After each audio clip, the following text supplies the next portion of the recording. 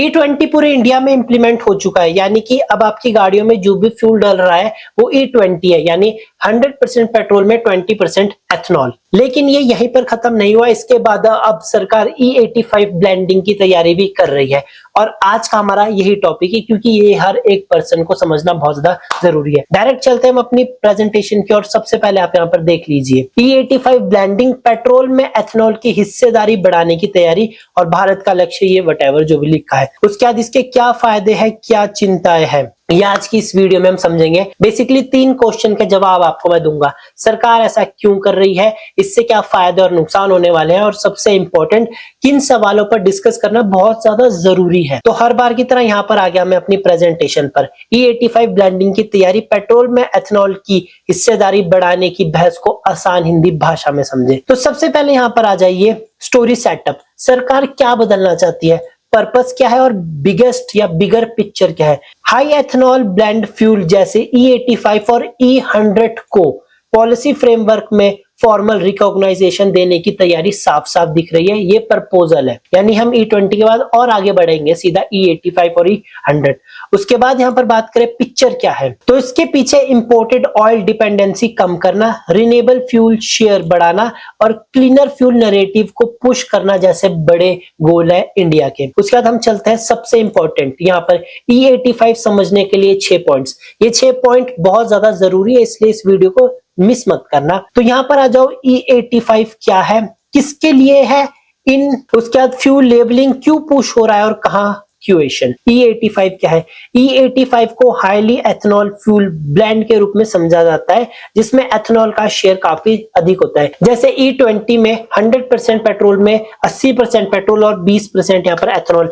E85 भी same है। अब यहाँ पर जो एथनॉल है वो 85% होगा और जो पेट्रोल है वो सिर्फ 15% होगा, यानी एथनॉल की मात्रा काफी ज्यादा हाई। उसके बाद ये किसके लिए है, सबसे पहले ये जो नॉर्मल पेट्रोल गाड़ियां है उसके लिए नहीं, बल्कि जो कंपैटिबल और फ्लेक्स फ्यूल व्हीकल्स है उनके लिए रिलेवेंट है। अब यहाँ पर 2023 के बाद जो मैक्सिमम गाड़ियां मैन्युफैक्चर हो रही है वो E20 कंपैटिबल है, लेकिन उससे पहले वाली कहीं ना कहीं नहीं है। मेरी खुद की 2017 या 18 मॉडल है, लेकिन वो E20 कंपैटिबल नहीं है। उसके बाद यहाँ पर आ जाओ जी, इन तीसरा पॉइंट, भारत का context. Bharat E20 blending milestone तक पहुंच चुका है और जो कहीं ना कहीं इंप्लीमेंट भी हो चुका है।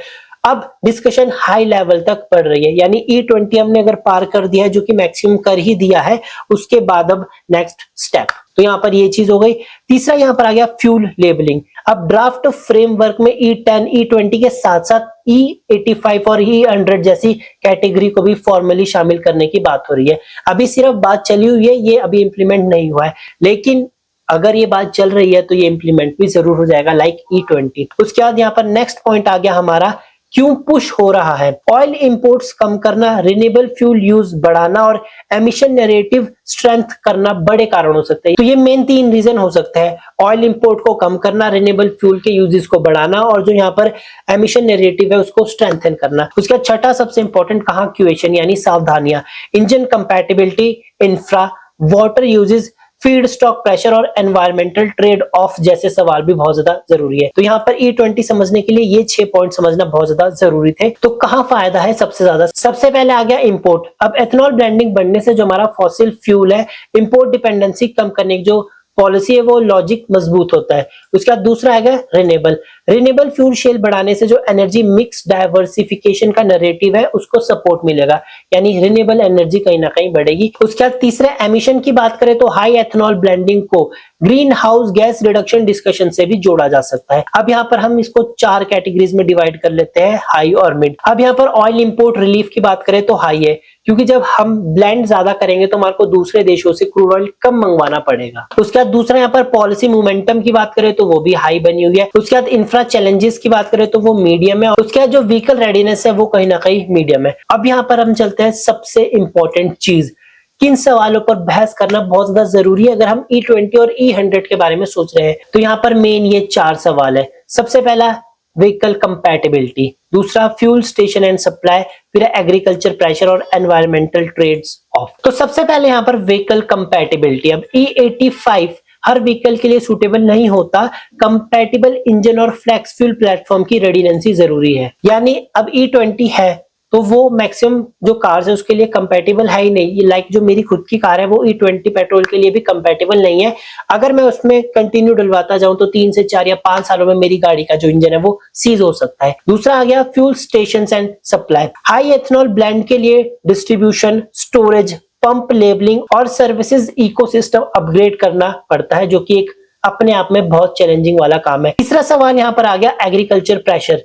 फीड स्टॉक डिमांड बढ़ने पर land uses, water uses, crop priorities पर डिबेट तेज हो सकती है, जो कि पिछले कई दिनों में हुई भी है। उसका चौथा सबसे बड़ा सवाल environmental trade offs. Cleaner fuels narrative के साथ प्रोडक्शन साइड पोल्यूशन और रिसोर्सेज इंटेंसिटी को भी बैलेंस करके चलना होगा, जो कि अपने आप में बहुत एक चैलेंजिंग वाला काम हो जाता है कि दोनों को प्रॉपर किस हिसाब से बैलेंस करें, क्योंकि E20 भी अभी प्रॉपर सही जगह से इंप्लीमेंट नहीं हो पा रहा है। तो यहाँ पर ये 4 सवाल जो सबसे इंपॉर्टेंट थे पूछने E20 को इंप्लीमेंट करने से पहले। सो यहाँ पर एक बार मैं आपको फिर अपनी मेन स्लाइड पर ले आया, जहां पर आपको फायदे और नुकसान एक साथ पता होना जरूरी है। तो यहाँ पर फायदे क्या है? कम होगा कार्बन उत्सर्जन। दूसरा, कच्चे तेल पर निर्भरता कम होगी। ऑब्वियसली सी किसानों को पड़ेगा फायदा। अब कितना बढ़ेगा ये नहीं पता।